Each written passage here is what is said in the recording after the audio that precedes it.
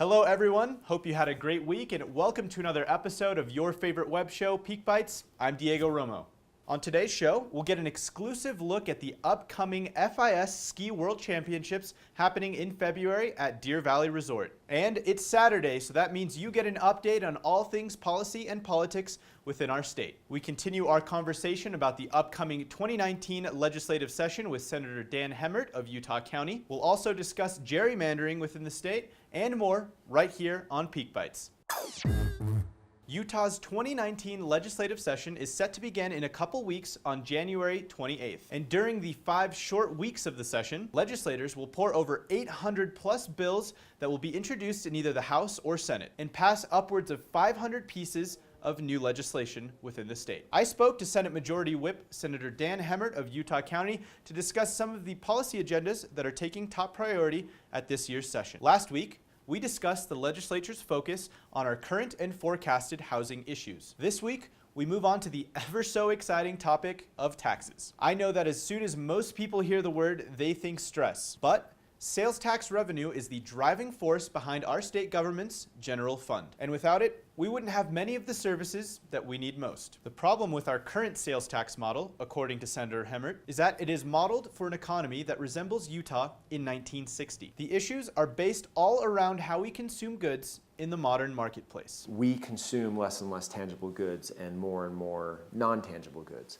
And if we're going to allow this consumption tax, which is what it is, fund our general fund, we need to make sure that it's keeping up with the way we consume. Senator Hemmert says that one way to update our sales tax to conform with current consumption trends is to broaden the base and lower the rate, which in essence means to get more sectors of our economy collecting sales tax at a much lower rate. This higher volume of taxation, according to Hemmert and state lawmakers, should help to alleviate the strain put on our general fund by our changing consumption habits. For more information on this year's general session, you can head to le.utah.gov.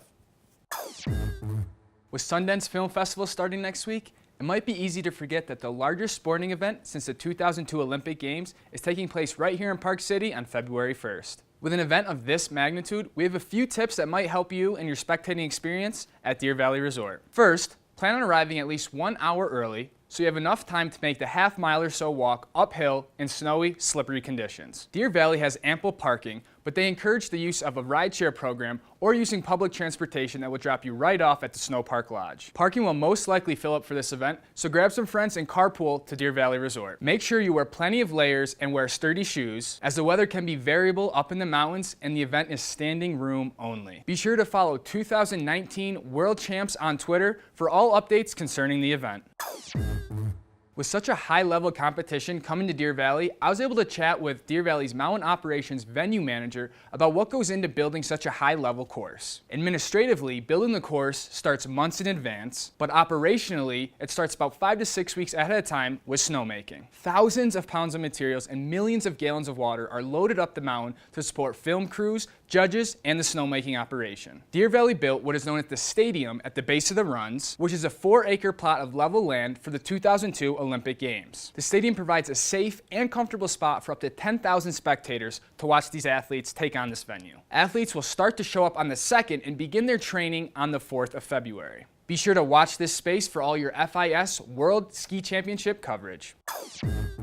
Over the last few years, Utah has been consistently listed as one of the states most affected by gerrymandering, or the redrawing of voter districts to favor one party over another. And just a few months ago in November, we voted on a proposition set to remove Utah from those gerrymandering lists. The bill, known as Proposition 4, or formerly as the Better Boundaries Utah campaign, sought to create an independent redistricting council that would create Utah's new voter districts based on the upcoming 2020 census. And according to Jeff Wright, chair of the campaign, the bill would restore the average Utahns' faith in representative democracy, and constituents could expect a more responsive government because of it. I think we're bringing back the connection between the will of the people and the citizenry. And I think this is about, again, about a process, about a structural process that brings about transparency, accountability, and fairness. But The bill is expected to have some major pushback from Republican Party establishment within the state. State senators like Todd Wheeler of Woods Cross and Ralph Okerlund of Monroe